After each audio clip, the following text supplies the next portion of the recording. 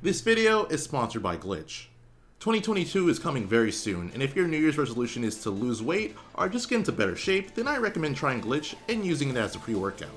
It comes in a lot of incredibly good flavors, and this might come as a surprise, but the owner drinks Glitch and is super health conscious. If you want to try it for yourself, all you have to do is go on glitchenergy.com and use my code LarryLurr to get 25% off at checkout. I want to talk about this because I think it's very interesting.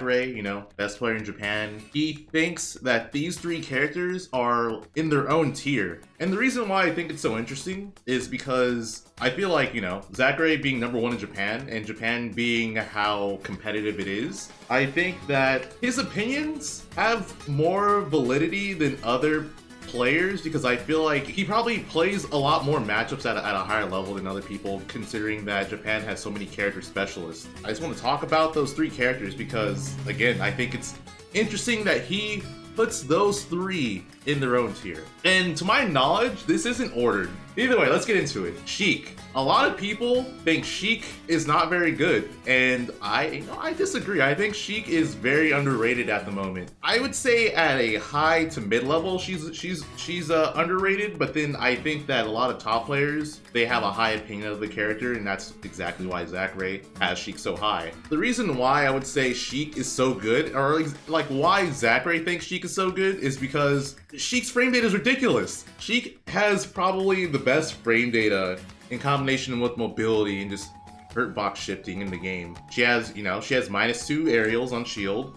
She has good mobility. Her run makes her low profile. She has a very low crouch that allows her to crawl under certain attacks and stuff like that. She has some very strong combos that I would say are at mid to high levels are not optimized. Once you play a top level Sheik, you're like, Jesus Christ, why am I taking 60+% and still being put in 50/50s? That Sheik sometimes can cover both of.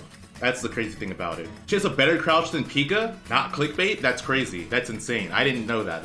I could see it though. I can honestly see it. People meme about Sheik not being able to kill, and it honestly needs to stop. It needs to stop. She might have the most kill confirms out of any character.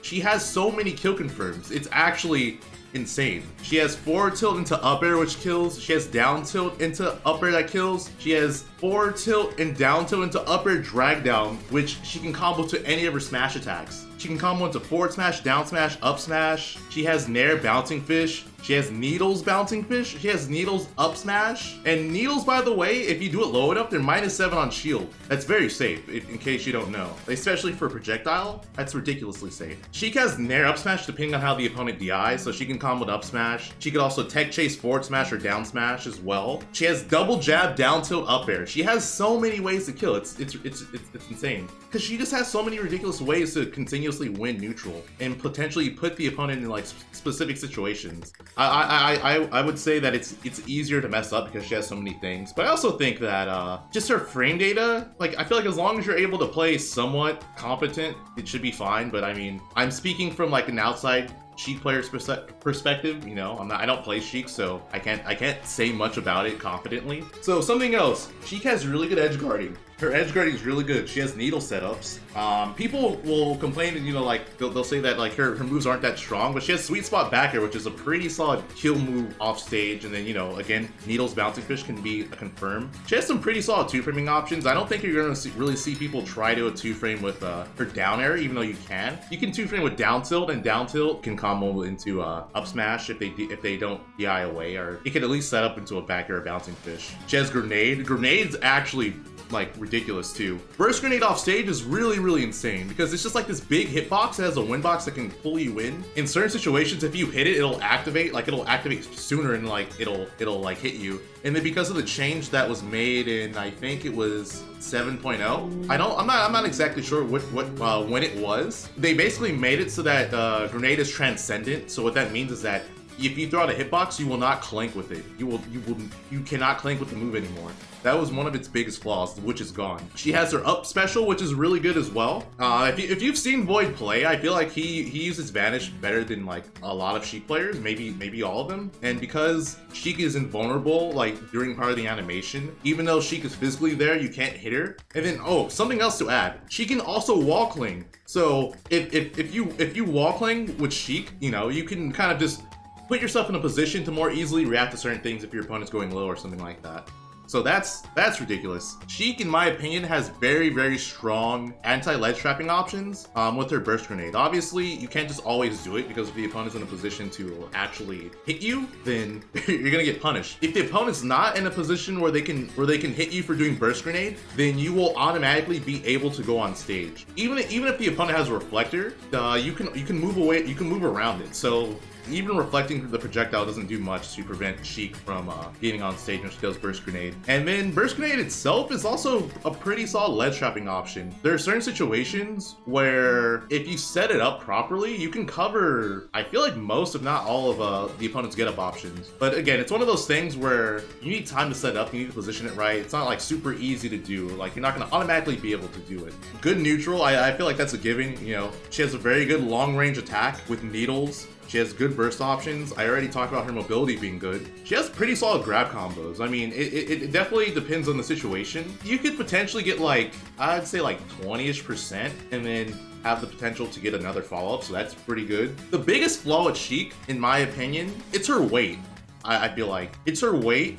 And I would say just the player's inability to set up kills, because Sheik in general, she has, like I said, she has a lot of kill options, but it's up to the player to be able to recognize those options and fully utilize and react to them. Like if you're missing like kill confirms, and you can't blame Sheik, because how many characters could say, damn, I missed like 10 kill confirms. Now the opponent's at 200%. But even if SDI makes the confirms worse, I still feel like she still has a lot of confirms. There's a lot of situations where it's hard to SDI out of stuff. Like her up air cross up, you can't SDI out of it. Or you can't SDI to survive longer like you could in 4. Or at least if you can, it's way less significant. And you also can't SDI to avoid the cross up anymore. At least that's what Void's told me. Sheik's hitboxes aren't amazing, but it's one of those things where Sheik doesn't have to be challenging attacks. Sheik can just whiff punish. It's kind of similar to Fox, where she has the mobility to be in a position to more easily parry attacks. Let's talk about Pyramithra, everyone's favorite character, especially after the Smash Roll tour. I'm sure a lot of people love Pyramithra. You know, we had top 3 being Pyramithra users for a very good reason. A character is really good. Okay, I'll just say this right now. I'm not on the bandwagon that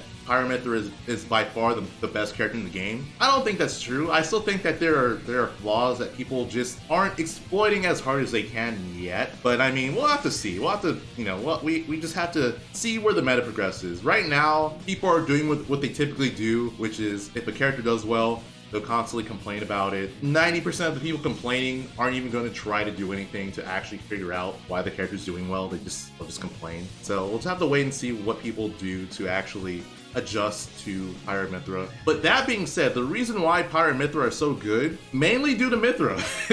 Mithra is insane. Mithra is basically like Sheik, except Mithra has a sword, and her moves are less safe on shield. She also has a better grab. Mithra, I think, has like the best burst range out of any character in this game.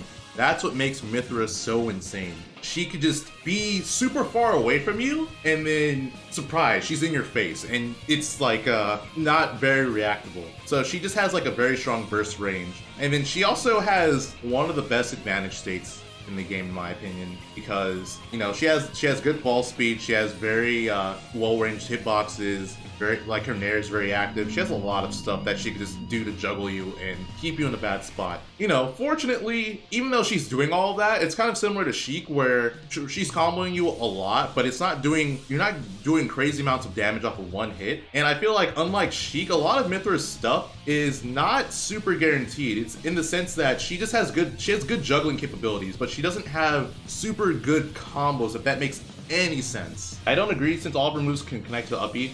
That is true, her up B does do a solid amount of damage, but then once you do up B, you're ending the combo. Let me give you an example. It's like with Sheik, like I said before, she could do like 0 to 60, or she could do like 60+% off of an interaction. Whereas with Mithra, at least from what I've seen, it's like Mithra will do like 30 something from a combo, and then like the combo ends. But with Sheik, she'll do 60+, and then she can continue the combo still. That's why I think Sheik's combo game is more devastating. And like, I think Mithra's is a better juggler. But yeah, something else that I think is stupidly good about Mythra, and I'm sure a lot of people hate, is her foresight. Her foresight, in my opinion, if Mythra is going to be like above like everyone by a noticeable margin, it's going to be because of foresight. I think foresight is going to be what makes the character that much better than everyone else. Because I still feel like there's things that are underutilized with the move. Foresight versus projectiles is actually stupid because you can just like foresight roll, you've won neutral. Foresight I think is going to be like a game changer because foresight's good versus projectiles. Foresight's good versus multi-hits. Like you could foresight some multi-hits and then get a punish. I'm going to say something that I've kind of dabbled with that I haven't seen any Mythras do yet, and people might hate me for it if it becomes more popular, but you know, I want credit. I want people to say that's the Larry. I think more Mythras can just run, jump, air dodge, and foresight people, like to call out aerials. You know, you can just jump foresight. Why not do that? Yeah. So I think that Mythra is just like crazy strong burst range into like juggling, and then on top of that, a lot of people were underrating Mythra's kill power. But, you know, I think Mythra has some pretty solid kill moves with her up smash or forward smash. I think up smash comes out frame 9. It could be even better with foresight given or considering like where you foresight out of it. Her up special is a very underrated edge guarding tool. Like that move puts you in so much hit stun. And then if you Chroma Dust, well, Chroma Dust is like the one that has like the multi blasters, in case you don't know what I'm talking about. Like there's Ray of Punishment, which is the single shot, and there's Chroma Dust, which is like the multiple. When you Chroma Dust, sometimes the hits won't connect, so you'll just fall. And then it's really messed up because there's certain situations where you're anticipating getting hit by the blast and it misses, and so you air dodge and you just fall and you die. And again, like the initial hit of the up B puts you in a lot of hit stun. She has solid edge guarding options. She actually has some ways where she can confirm into her neutral special, which is Lightning Buster, I believe. She has like down tilt into Lightning Buster, which can work. Oh yeah, she can also kill with up air and like triplats. Like she can do up air, up air, up air. She can literally just ladder combo you. Basically, she has a ridiculous advantage state, and then she can kill better than most people were expecting. And then you switch to Pyra, and Pyra is basically where you get like more ridiculous. It's like Pyra is basically like Ivysaur. She has really good edge guarding capability. She has very disjointed hitboxes. She's not as fast as Mythra, so she's not going to be able to like out neutral you. But at the same time, her moves are more minus on shield than Mythra's. But because of the distance she can hit you at, it's like kind of the same. It's like still pretty safe. Down air is actually scary because you can auto cancel down air. You can like hit people with auto cancel down air, and I don't know how safe that move is in particular, but it's really, really good. It's really, really good. Side B is side B is pretty insane. There's like a lot of situations where it's safer than it seems like it would be. Like Pyra is just a powerhouse. She can just kill really early. She has very strong 2-framing options with Dare. She has just really good kill options. That's the benefit of this character. You can switch to having you can switch to Mythra to having like a strong neutral or stronger neutral, and then like a better advantage. And then like in situations where you think you could potentially kill or edgeguard, you go Pyra, and it's that much easier. I guess something else to note about Pyra, she's heavier. So that's another reason why you'd want to switch to Pyra. Survive a bit longer. There's like certain situations where she has a better, her recovery goes farther, so you can also switch to Pyra to extend your recovery. She has good mix-ups on the recovery. Yeah, it's pretty ridiculous. Oh, and then another thing, with her switch, Pyramithra basically have Smash 4 air dodge. You can air dodge multiple times using switch, which is really, really good. A lot of people talked about Mythra and how a lot of her aerials are very unsafe on shield.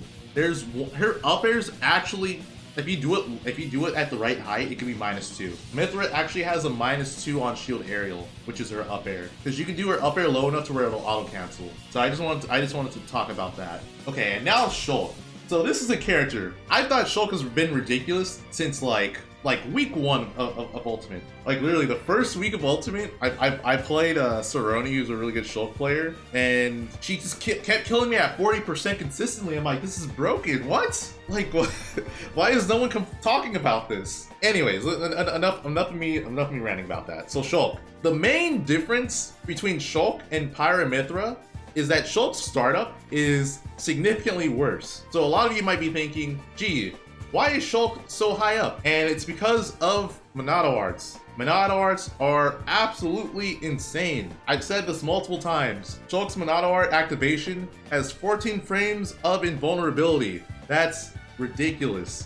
That's more than a roll. That's how insane that move is. You can literally activate a Monado art and punish someone for trying to attack you. I'm pretty sure there's like certain traps you can do where you activate a Monado art while the opponent's in the air, and you can kind of just like call out something. And then Shulk has like multiple advanced techniques using the Monado art activation. I'm not going to talk about all of them. I'll have a link in the description of like some of the advanced techniques Shulk can do with Monado arts. But yeah, he has a lot of stuff he could do. He could reduce the activation time of it, cancel animations with Monado art activations, crazy stuff. Shulk using Monado arts, he's able to just make his stats like significantly better. Like let's say neutral, Shulk can go into speed art and his burst range is now comparable to Mithra's. And then he could, he could go into jump art, go super deep off stage, edge guard the opponent, have a better recovery, switch into smash art, freaking kill you at like 40%, go into Buster Art, give you a lot of damage, and then she has Shield Art to survive to like super high percents. Like the Monado Arts kind of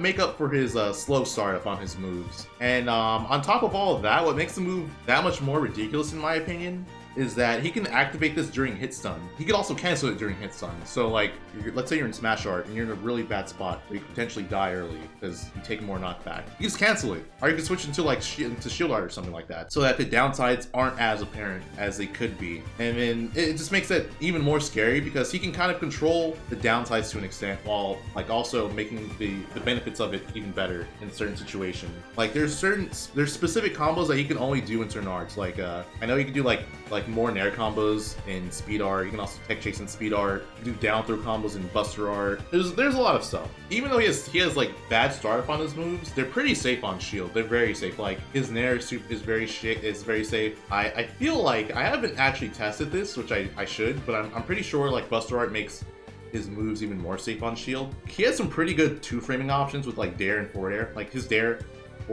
two frames pretty consistently because of how big the hitbox is, and again he could just be in Smash Art when the opponent's off stage, so it's two frame dare them and then they die incredibly early. The character's pretty insane. I feel like something I've noticed between the three characters that Zachary put in his top 3 is that they deal with disadvantage very well while also having pretty strong like options in neutral. Sheik has Bouncing Fish to get out of bad spots. I also talked about Burst Grenade. Pyramithra have Foresight, and they also have Switch, and then Shulk has Shield Art, and then they have very strong advantage states. Yeah, I think that's all I want to say. So obviously, I don't really know what Zachary's opinions on the character were. I actually tried to look it up on the closed captioning, but it doesn't really translate well. If any Japanese viewers want to, or anyone who knows Japanese who watched the video and understands what he says, wants to like make a comment as to why he thinks so highly of those 3 characters, I'm more than happy to listen or to read the comment. But yeah, that's gonna do it. Like the video if you like it, subscribe if you're not yet subscribed. Yeah, that's it. I'll see you in the next video.